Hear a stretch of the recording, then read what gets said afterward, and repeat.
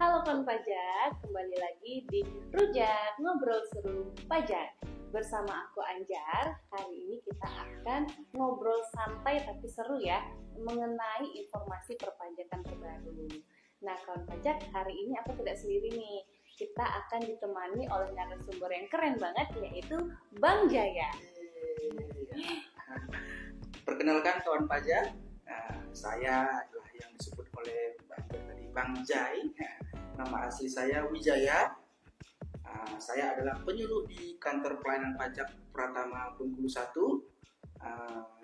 Pada hari ini kita akan berbincang-bincang ya kawan pajak ya tentang hal yang lagi happening. Happening ya. Happening karena nanti tahun depan kita akan menyelenggarakan suatu pesta semacam peristiwa besar lah di kantor pajak.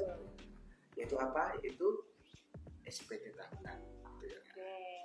Mungkin kalau kawan pajak sering datang ke KPP sangat familiar mungkin dengan Bang Jaya ya, karena Bang Jaya adalah salah satu penyuluh kita yang sering juga berjaga di helpdesk ya kawan pajak.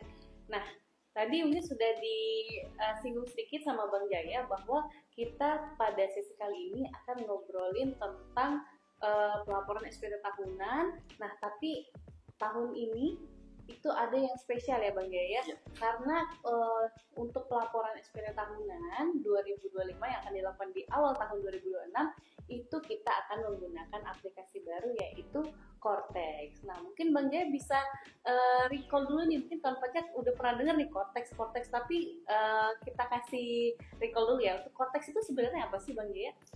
Ya, baik kawan pajak. Sebelum kita masuk ke materi tentang Cortex, ini kita mengingatkan kembali ya kawan pajak ya, bahwasannya kita sebagai wajib pajak ini, saya asumsikan kawan pajak semua sudah mempunyai nomor pokok wajib pajak atau NPWP ya. Nah, jadi kalau kita sudah mempunyai NPWP, maka melekatlah kewajiban kita sebagai wajib pajak. Apa kewajiban kita? Salah satunya adalah melaporkan SPT tahunan. Bagi kawan pajak yang terdaftar sebagai wajib pajak orang pribadi, maka harus melaporkan SPT tahunan wajib pajak orang pribadi. Nah, ini kapan harus dilaporkan? Nah, untuk tahun pajak 2025, pelaporannya itu paling lambat tanggal 31 Maret 2026. Ini sudah dekat ya, 31 Maret 2026 itu untuk orang pribadi. Namun untuk wajib pajak badan paling lambat tanggal 30 April 2026. Oke, berarti untuk pelaporan ini nanti menggunakan aplikasi yang baru ya Bang, bukan yang lama. Kalau lama kita di DJP Online, kalau sekarang di Cortex ya Bang ya. Oke. Ini saya jelaskan secara singkat ya tentang apa sih perbedaannya antara pelaporan tahun pajak 2024 dan pelaporan pajak tahun 2025. Perbedaannya itu adalah salah satunya untuk pelaporan tahun pajak 2024 yang dilaporkan di tahun 2025, ini saya yakin kawan pajak sudah lapor semua ya, atau sebagian besar sudah lapor gitu ya. Nah, itu masih menggunakan aplikasi yang bernama DJP Online. Iya. DJP Online. Pasti wajib pajak sudah familiar ya. Apalagi biasanya kalau dengar kata DJP Online pasti yang teringat adalah Evin gitu ya. Evin ya, lupa password, Evinnya apa gitu ya. Karena tiap tahun sekali mungkin lupa passwordnya kan. Maka kawan pajak kadang datang ke kantor pajak untuk meminta Evin. Nah, untuk tahun depan, tahun 2026, atas pelaporan tahun pajak 2025, kita akan menggunakan Cortex untuk pelaporan SPT tahunan. Ada yang namanya Cortex. Nah, jadi karena tahun depan kita sudah pakai Cortex, berarti semua wajib pajak ini harus mempunyai akun Cortex ya Bang ya? Nah, itu dia. Jadi sebelum sampai ke situ, saya jelaskan dulu secara singkat ya, apa itu Cortex gitu ya. Mungkin kawan pajak Cortex, apaan sih Cortex gitu. Jadi Cortex ini secara definisi ya, core itu kan artinya inti ya. Yeah. Kemudian teks itu pajak. Nah, kalau digabung Cortex itu ya artinya intinya pajak. Nah, jadi sebenarnya Cortex ini disingkat aja ya. Cortex ini sebenarnya nama aslinya adalah Cortex Administration System atau CITAS, atau bahasa Indonesianya Sistem Inti Administrasi Perpajakan atau SIAP. Kalau kawan pajak sering buka pajak pribadi itu banyak ya siap itu maksudnya itu Cortex itu sebenarnya. Nah, jadi sistem Cortex ini mengintegrasikan seluruh aplikasi yang ada di DJP sebelum 1 Januari 2025.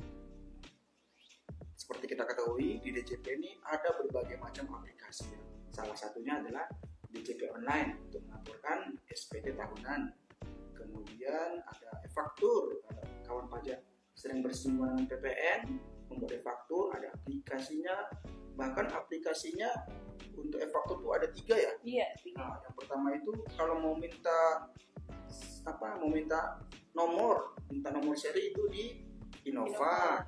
Kemudian untuk membuat fakturnya di aplikasi e-faktur. Kemudian untuk melaporkannya di web e-faktur. Bahkan untuk satu jenis PPN ada 3 aplikasi. Terlalu banyak ya. Dan banyak aplikasi yang lainnya seperti Biomaterai, PPH Unifikasi, PPH 21 itu sangat banyak. Nah, makanya DJP ini mengintegrasikan semua aplikasi tersebut ke satu sistem yang namanya Cortex. Oke. Nah, berarti kawan pajak jangan sampai salah nih. Tahun depan nih kalau mau lapor SPT bukan DJP Online lagi ya Bang ya? Iya. Sudah pakai aplikasi Cortex. Tapi kalau yang tahun 2024 ke belakang itu masih ya? Iya. Jadi apabila kawan pajak melakukan pembutuhan SPT, maka masih diperkenankan untuk memakai sistem yang DJP Online. Oke. Nah, kawan pajak, kita tahu nih berarti seberapa pentingnya kalau kita harus mempunyai yang namanya akun Cortex nih ya Bang ya. Nah, ini kita akan membahas lebih dalam nih kawan pajak mengenai aktivasi akun Cortex atau bagaimana sih cara kita biar punya akun Cortex ini ya Bang ya. Karena untuk menjalankan kewajiban tadi ya Bang ya, lapor SPT itu kita harus punya yang namanya akun Cortex atau mengaktifkan akun Cortexnya Bang. Nah sebelum itu Bang, kalau kita mau mengaktifasi atau mau membuat akun Cortex kita, apa aja sih Bang yang perlu kita siapkan? Ya, jadi gini ya kawan pajak ya. Jadi dalam dunia digital sekarang ini kita tidak bisa lepas dari teknologi. DJP juga mengadopsi itu. Salah satunya adalah dengan meluncurkan Cortex ini. Nah, untuk bisa menggunakan fitur-fitur Cortex, maka kita harus mempunyai akunnya.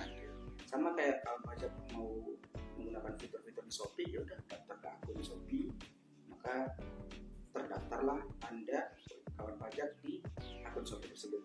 Mirip-mirip seperti itu juga, kawan pajak untuk melakukan kewajiban SPT tahunan di Cortex, maka harus masuk dulu ke akun Cortex, harus mendaftar dulu. Nah, pertanyaannya caranya bagaimana? gimana ya? Saya jelaskan satu persatu ya. Oke, berarti ini ada yang beda-beda nih ya Bang ya? Iya, ada perbedaan perlakuan di Oke. kantor pajak. Mungkin kita mulai dari yang udah pernah lapor dulu nih Bang. Mungkin yang dulu lapornya pakai DJP online, gimana sih Bang kita supaya bisa punya akses ke Cortex? Oke, baik. Jadi ada beberapa perlakuan agar kawan pajak bisa memiliki akun Cortex. Minimal ada tiga kriteria. Yang pertama ini adalah untuk kawan pajak yang sudah pernah mempunyai akun DJP online, maka cara untuk mengaktifkan atau cara untuk meregister akun Cortex adalah dengan cara yang akan saya terangkan di bawah ini.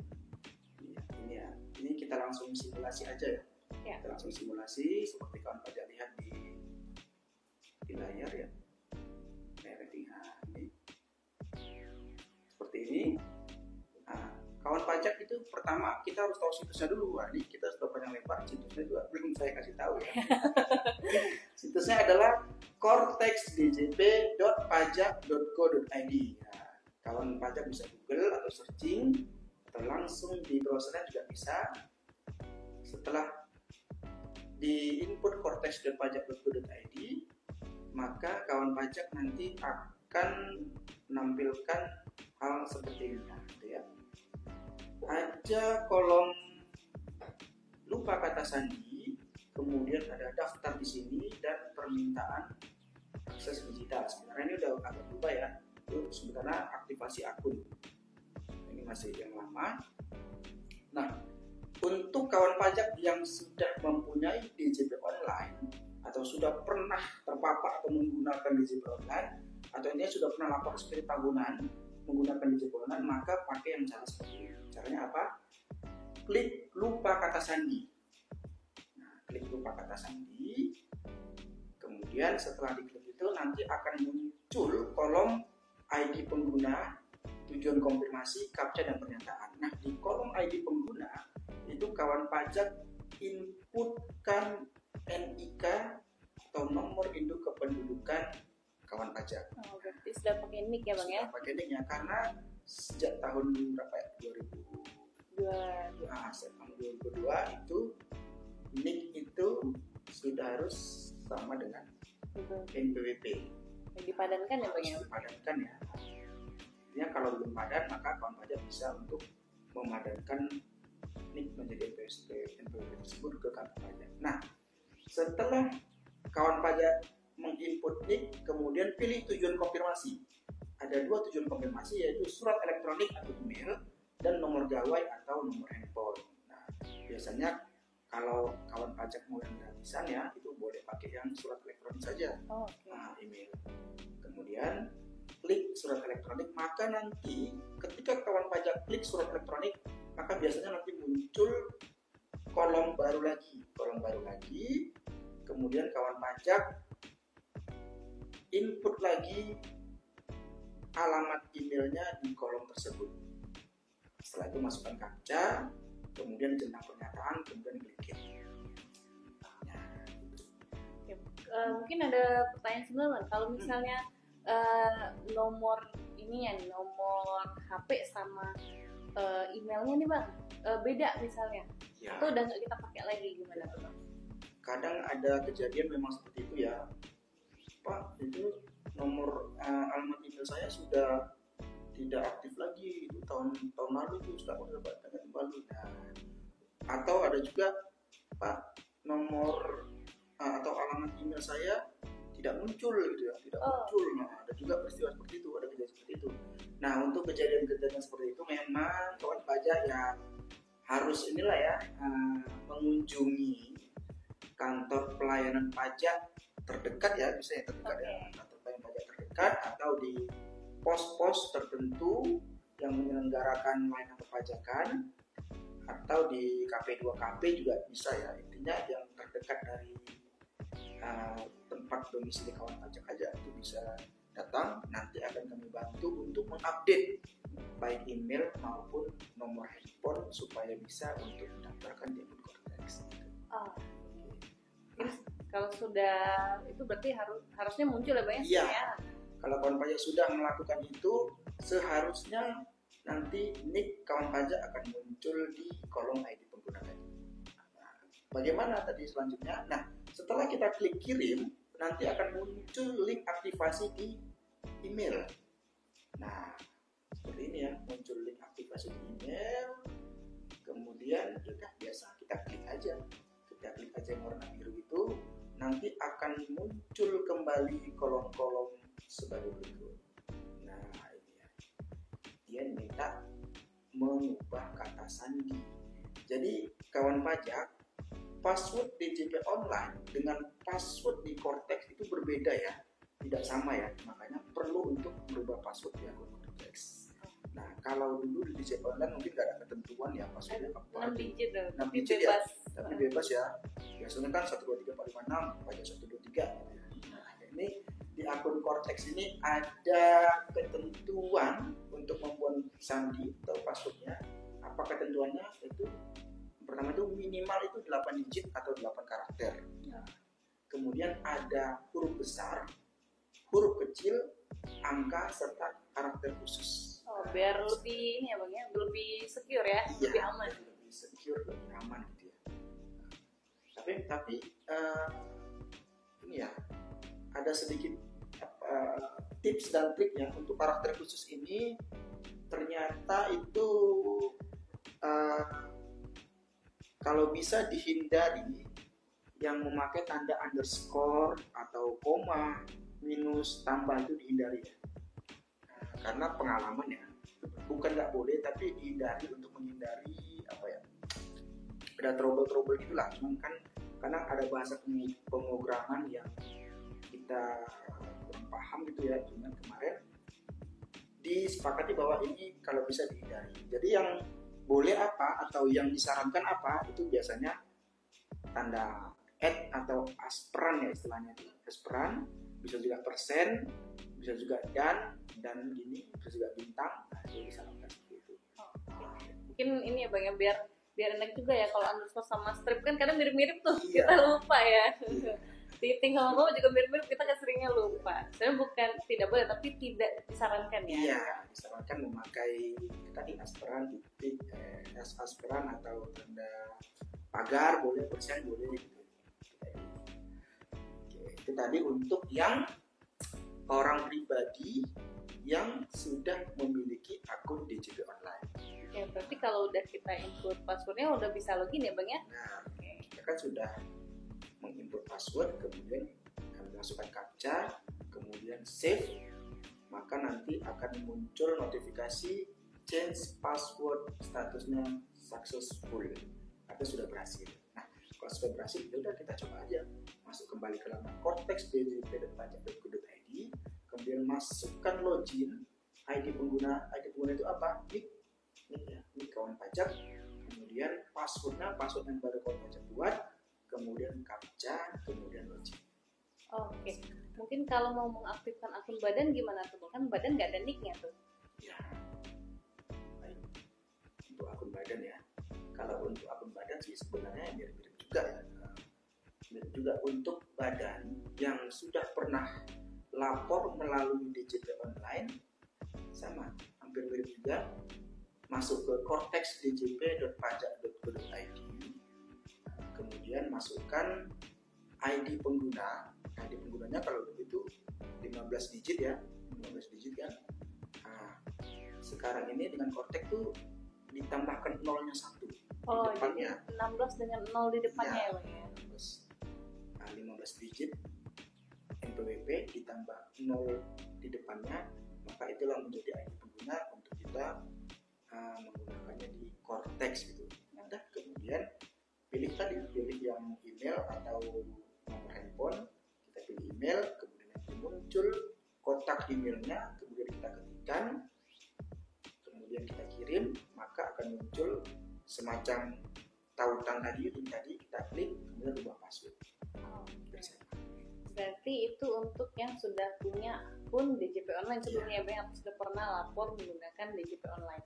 Nah, kalau yang belum, Bang, belum pernah akses DJP online atau mungkin yang baru daftar nih di 2025 kan belum pernah lapor ya sebelumnya. Itu gimana, Bang? Iya. Memang ada ya kawan pajak ya. Dia sudah punya NPWP gitu ya, tapi belum pernah lapor sama sekali menggunakan DJP online. Ada memang ya, ada beberapa sih banyak gitu ya, sudah punya NPWP tapi ya sudah disimpan aja, nggak pernah lapor gitu ya, nggak pernah terpapar atau bersentuhan dengan DJP online. Tiba-tiba mungkin ada case khusus, tiba-tiba dia ingin melaporkan SPT-nya gitu. Nah, untuk tahun 2026 dan untuk tahun 2026 atas pelaporan SPT 2025 itu kan sudah harus menggunakan Cortex. Maka mau nggak mau si NPWP yang belum pernah lapor SPT tahunan tadi atau belum pernah menggunakan DJP online tadi harus lapor menggunakan Cortex gitu. Jadi juga harus masuk ke akun Cortex gitu, nggak bisa lagi pakai DJP online. Nah, gitu. Terus caranya bagaimana? Caranya ya agak berbeda ya, Oke, caranya pertama tadi kan ada tiga menu ya. Yang pertama itu menu lupa password, kemudian menu daftar di sini, kemudian ada lagi menu aktivasi akun. Nah, kita klik yang menu aktivasi akun wajib pajak. Nah, di situ nanti akan muncul di menu aktivasi akun wajib pajak, nanti akan muncul pertanyaan, apakah wajib pajak sudah terdaftar? Kita centang ya, karena kawan pajak sudah terdaftar, sudah punya NPWP. Cuma belum pernah akses DJP online, belum pernah punya akun baik DJP online maupun Cortex. Nah, kemudian setelah klik apakah wajib pajak sudah terdaftar, maka kemudian akan muncullah isian-isian seperti NPWP, kemudian email, HP gitu ya. Nah, kolom NPWP ini diklik yang kolom NPWP itu diisi NIK. Kolom NPWP diisi NIK, kemudian klik cari. Setelah cari nanti maka harusnya nanti sistem akan langsung mencari siapa pemilik NIK ini. Nanti nama kawan pajak akan muncul secara otomatis. Sepanjang NIK kawan pajak tadi sudah padan dengan NPWP.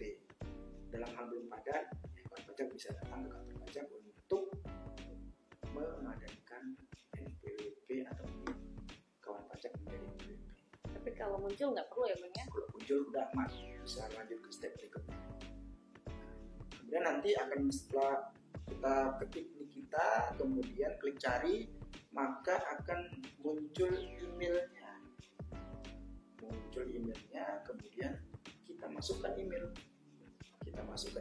Dan nomor handphone dan nomor HP-nya. Kemudian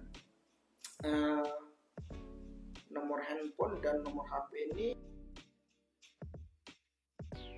kita daftarkan dulu untuk NPWP ya.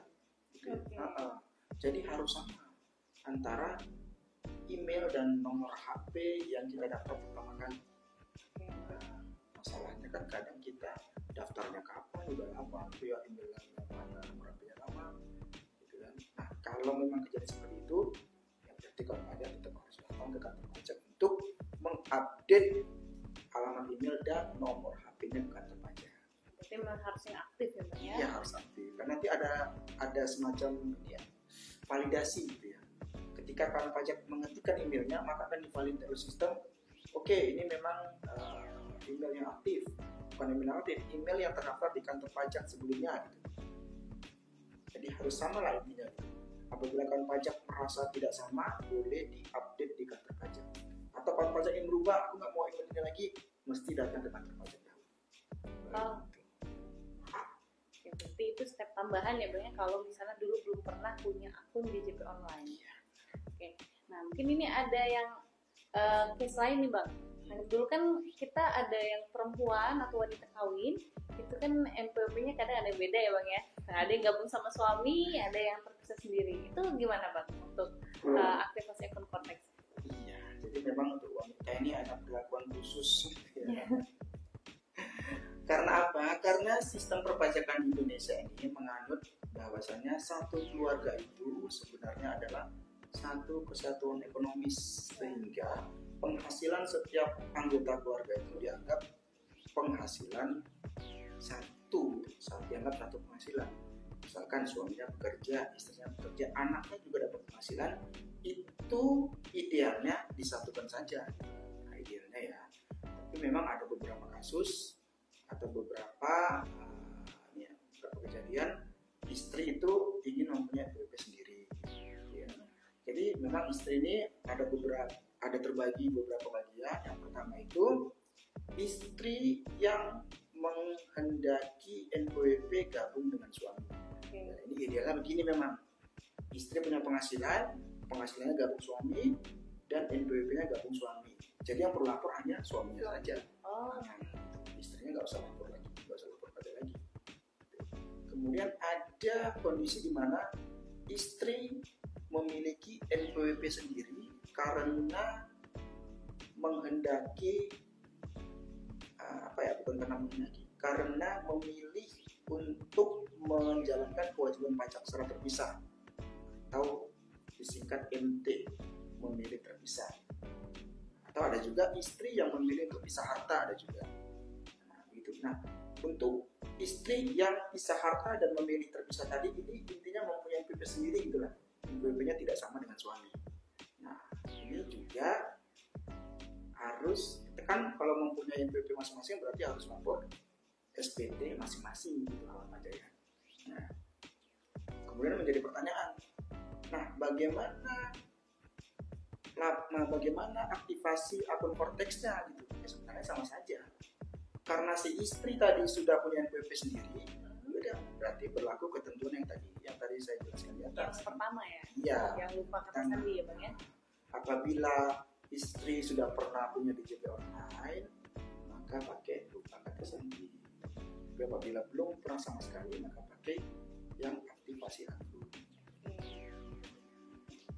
Oke, tadi istri nih Bang. Nah, kalau badan Bang gimana Bang? Untuk aktivasinya? Atau untuk nanti lapor SPT-nya itu kalau di Cortex ini nanti dia bagaimana? Ya, jadi aktivasi badan tadi sama juga ya sebenarnya ya, sama juga kan. Kalau sudah pernah lapor SPT, sudah pernah punya DJP online, maka klik lupa password. Kemudian apabila belum pernah memiliki DJP online, maka pakai aktivasi akun. Oke. Nah, kalau kita sudah punya nih Bang, kita sudah punya akun Cortex, sudah bisa nih masuk, sudah berhasil, passwordnya tadi udah kita bikin, sudah masuk. Sebelum kita lapor SPT, apakah ada yang perlu kita setting lagi Bang untuk di Cortex-nya ini Bang, selain aktivasi akunnya tadi? Ya, ini pertanyaan bagus ya. Jadi kawan pajak, sistem penandatanganan di Cortex itu berbeda dengan DJP online. Kalau di DJP online itu misalkan nih kawan pajak disuruh atau diperintahkan oleh atasan untuk melaporkan SPT tahunan PPh badan. Nah, kawan pajak hanya perlu sertifikat elektronik badannya. Jadi badan atau wajib pajak badan itu mempunyai sertifikat elektronik tersendiri. Nah, sertifikat elektronik itulah yang digunakan untuk melaporkan SPT tahunan PPh badan. Nah, berbeda dengan Cortex.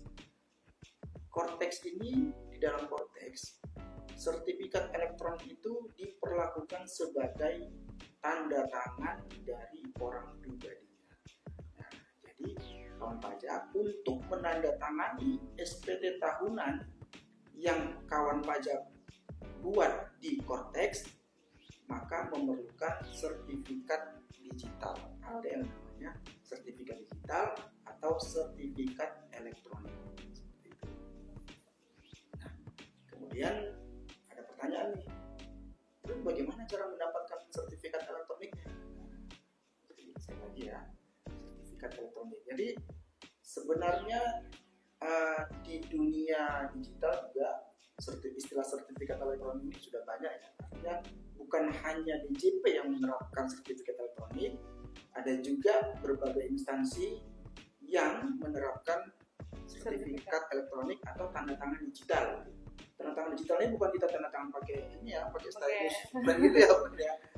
Soalnya saya dulu pernah pas buat KTP gitu ada disuruh tanda tangan tapi memakai stylus gitu ya maksudnya. Jadi sertifikat elektronik ini sebenarnya ya dalam tanda kutip mirip-mirip password juga sebenarnya gitu ya. Cuman ini adalah kode unik kawan pajak untuk menandatangani suatu dokumen.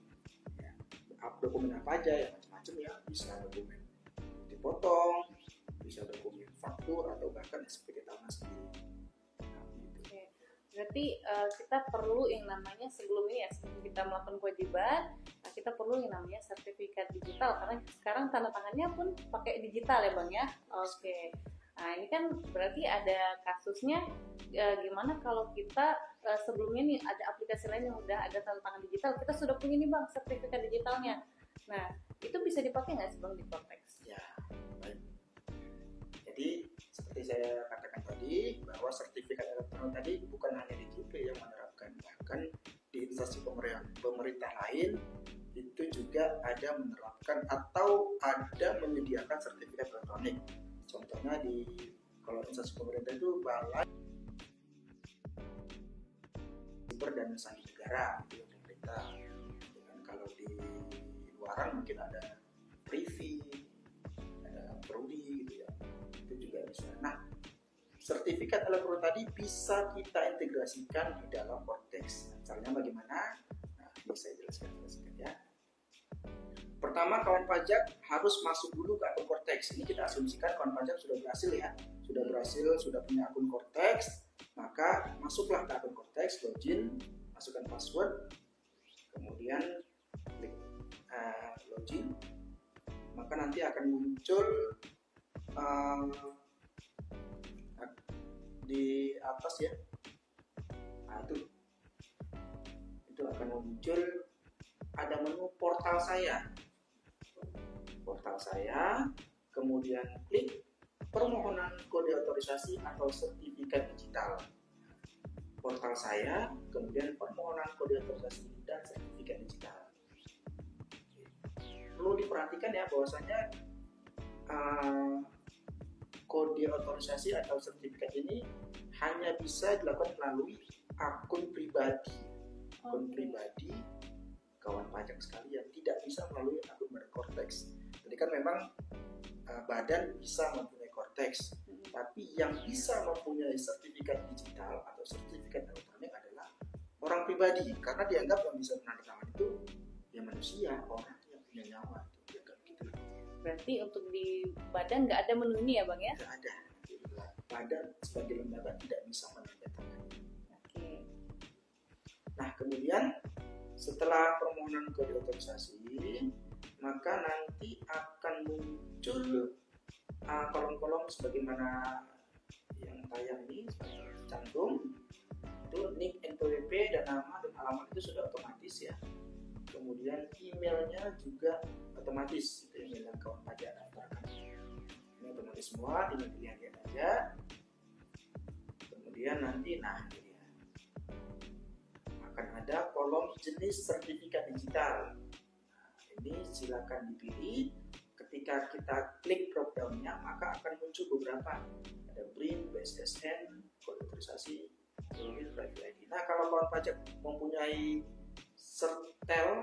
sertifikat elektronik dari luar, itu boleh dipakai. Boleh private ID. Nah, namun itu kan kadang bisa jadi berbayar ya. Mungkin ada jangka waktunya juga. Nah, DJP ini menawarkan satu sertifikat elektronik yang gratis dan bisa dipakai untuk menandatangani SPT tahunan. Namanya adalah kode otorisasi DJP. Nah, kawan pajak bisa memilih kode otorisasi DJP. Kami sarankan juga ya kalau bisa kawan pajak pakai kode otorisasi DJP aja ya. Kenapa? Karena kalau misalkan ada semacam error gitu ya, kami bisa trace atau bisa mencari tahu gitu ya kenapa error itu, karena itu masih dalam sistem DJP sendiri ya. Tapi kalau dari luar kan ya agak repot lah gitu, walaupun kami bukan menghalangi ya, boleh juga. Takutnya kalau dari luar itu kan ada masa aktifnya, udah nggak aktif lagi kita lupa update, nanti nggak bisa tanda tangan ya Bang ya. Makanya itu kan di luar kendali kami ya.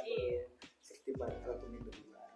Nah, kemudian apabila kawan pajak sudah memilih salah satu sertifikat elektronik, itu kemudian kawan pajak akan diminta untuk membuatkan passphrase. Passphrase ini adalah istilah untuk kode unik kawan pajak untuk menandatangani. Kriterianya apa atau persyaratannya apa? Sama seperti tadi ya, pasti 8 digit, harus ada huruf besar, huruf kecil, angka, dan karakter khusus. Gitu. Yang 2 kali. Kemudian apabila berhasil, kemudian kita klik surat pernyataan, kemudian kita klik kirim. Nah, kalau sudah klik kirim dan berhasil, maka akan muncul bukti tanda terima. Ini bisa kawan pajak download dan simpan sebagai bukti bahwa kawan pajak sudah mendaftarkan atau meminta sertifikat digital atau sertifikat elektronik. Oke. Jadi gitu ya kawan pajak, kalau misalnya kita sudah punya ya Bang ya, sudah punya sertifikat elektronik dari yang tempat lain, itu boleh ya, boleh dipakai. Ataupun kalau misalnya yang punya maupun yang belum punya, mau pakai yang dari DJP yang kode otorisasi tadi juga boleh ya Bang ya? Oke. Berarti kawan pajak harus punya dulu sertifikat digital ini ya sebagai tanda tangan digitalnya. Nah, ini berarti kita udah bisa ini Bang ya, sudah bisa mulai mengeksplor lah ya, mengeksplor di Cortex ini mau misalnya mau lapor gitu ya Bang. Sebenarnya ini masih setengah tahap lah, ada satu lagi.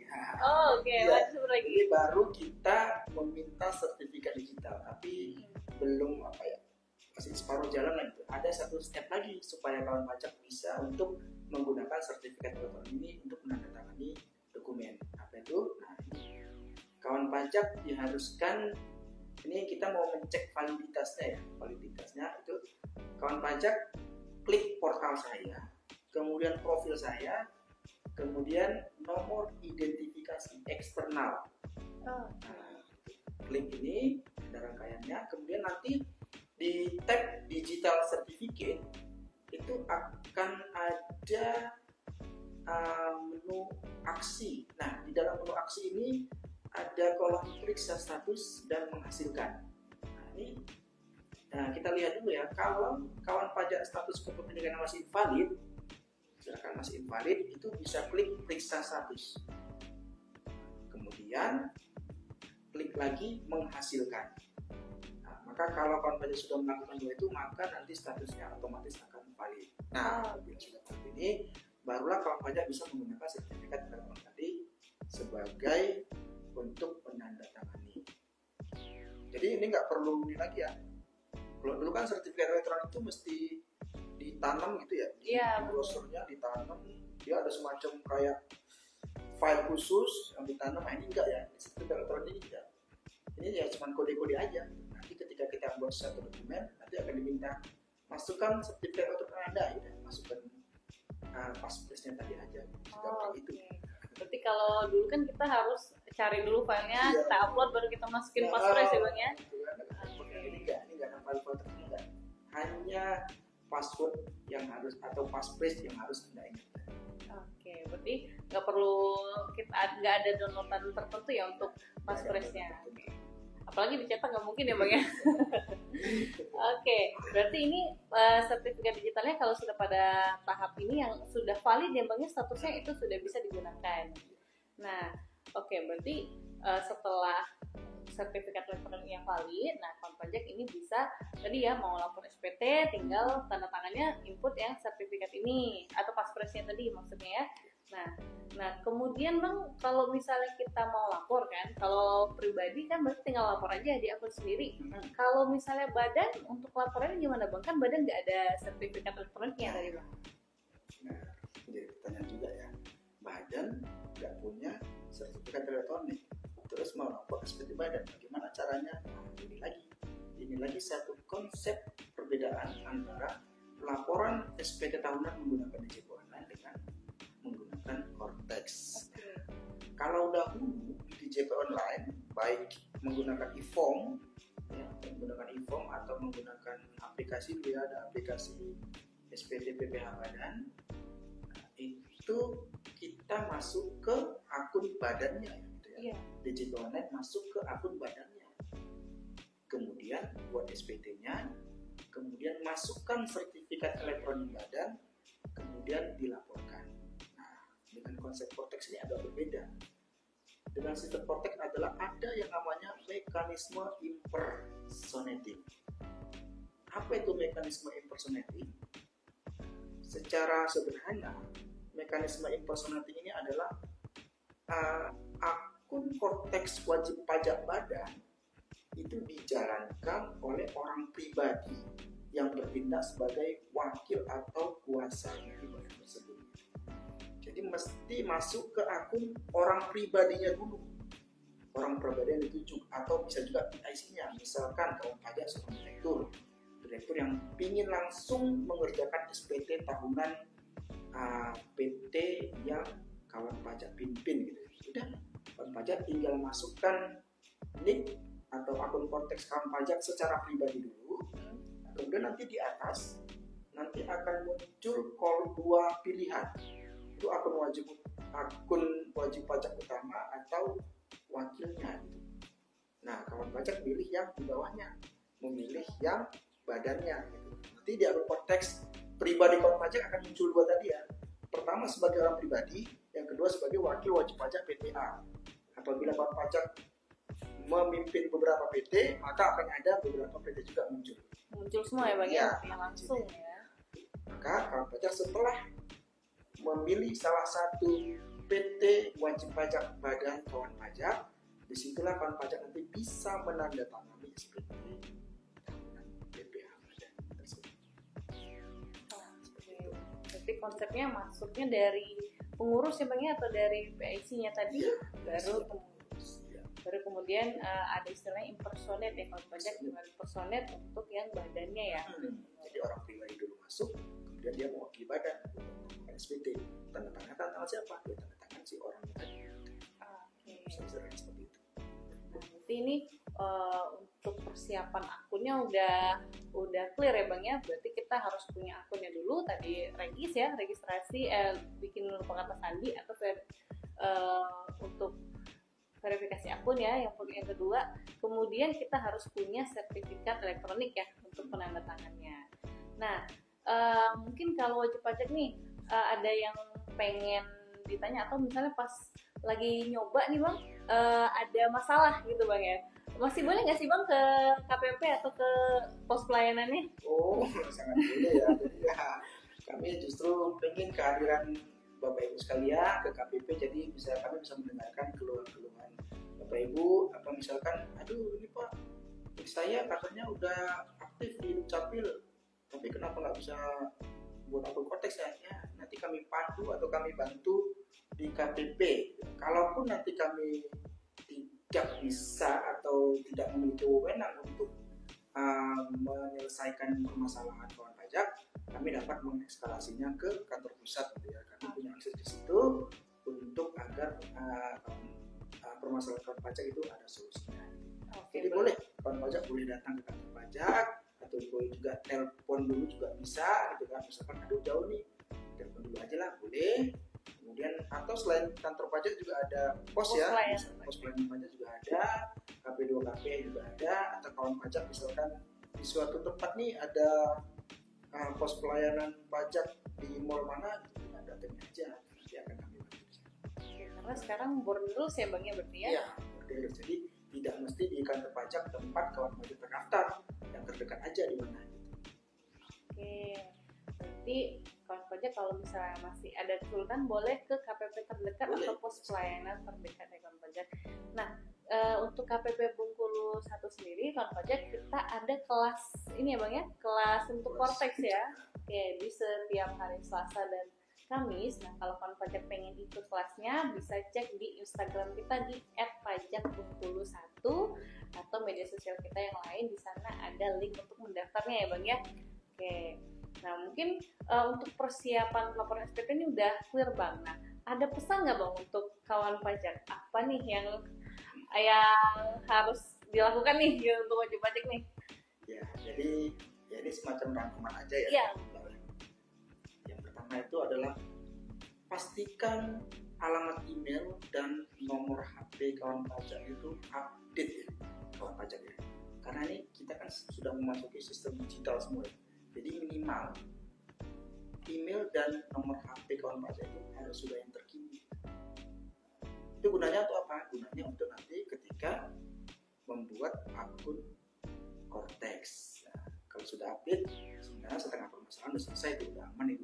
Nah, kemudian yang kedua itu pastikan NIK atau nomor induk kependudukan kawan pajak itu valid. Valid artinya ya pertama boleh cek di Dukcapil dulu. Kemudian kalau sudah cek Dukcapil, kemudian coba padankan NIK kawan pajak menjadi NPWP. Ya. Cara menceknya macam mana? Kalau kawan pajak sudah berhasil masuk akun Cortex itu sebenarnya sudah padat. Jadi ini sebenarnya untuk yang apabila terjadi permasalahan tadi. Jadi kalau nggak bisa regis ya Bang ya? Nggak bisa regis atau nicknya nggak muncul, gitu ya, itu mesti di nicknya dipadankan dulu menjadi NPWP. Nah kemudian yang kedua adalah sesegera mungkin aktivasi akun Cortex Bapak Ibu. Sesegera mungkin registrasi NPWP Bapak Ibu untuk bisa masuk ke akun Cortex. Karena apa? Karena SPT tahunan 2025 yang akan dilaporkan ke pajak 2026 ini sudah pasti akan menggunakan akun Cortex. Jadi mau nggak mau siap-siap kawan pajak harus memakai akun Cortex. Jadi mulailah aktivasi dari sekarang. Kenapa? Karena ini kan istilahnya masih ada jeda waktu beberapa bulan sampai dengan batas akhir laporan SPT. Jadi kalau masih sekarang ini jaringan masih ya lumayan belum begitu padat ya, belum begitu padat. Jadi Bapak Ibu bisa curi start aku optimasi sekarang aja lah. Nanti kalau mepet-mepet di akhir-akhir pelaporan, misalkan di Maret, baru di situ kawan pajak mau aktivasi, di situ kawan pajak baru mendaftarkan, di situ kawan pajak baru meregistrasi akun Cortex, dikhawatirkan jaringan padat merayap, maka nanti akan terkendala lagi, maka akan terjadi ramai lah jaringan kantor pajak gitu kan. Jadi kita sendiri kerepotan ya kawan pajak juga, jadi repot gitu kan, habis waktu gitu kan. Kantor pajak juga nanti akan samalah akan repot juga. Jadi ya sesegera mungkin aktivasi akun Cortex dan minta sertifikat elektronik tadi, jangan lupa ya. Oke, berarti itu ya Bang ya. Nah, kawan pajak tadi sudah dipaparkan nih secara panjang, lebar, dan jelas ya oleh Bang Jaya ya. Pentingnya kita punya akun Cortex atau mengaktifasi akun Cortex kita demi kelancaran kewajiban yang utama ya Bang ya sebagai wajib pajak, yaitu lapor SPT yang sebentar lagi nih akan kawan pajak laksanakan. Nah, kawan pajak, untuk materi kita pada sesi kali ini sudah clear semuanya. Nah, kalau kawan pajak masih mau informasi lebih lanjut, bisa banget untuk follow media sosial kita di @pajakbengkulu1, ada di YouTube, Instagram, Facebook, Twitter. Nah, kemudian kalau misalnya masih menemui kendala, bisa ke KPP Pertama 1 atau pos pelayanan di Arga Makmur atau KP2KP Muko-Muko, atau bisa jadi kalau misalnya kawan pajak tidak sedang berada di wilayah KPP Bengkulu 1, bisa ke kantor pajak terdekat. Nah, begitulah sesi kita pada hari ini ya Bang Jaya. Terima kasih banget Bang Jaya untuk sharing infonya. Baiklah kawan pajak, sesi kita rujak pada sesi kali ini sudah selesai. Terima kasih, semoga apa yang kita obrolin sore ini bermanfaat untuk kawan pajak semua. Terima kasih, sampai jumpa di rujak selanjutnya.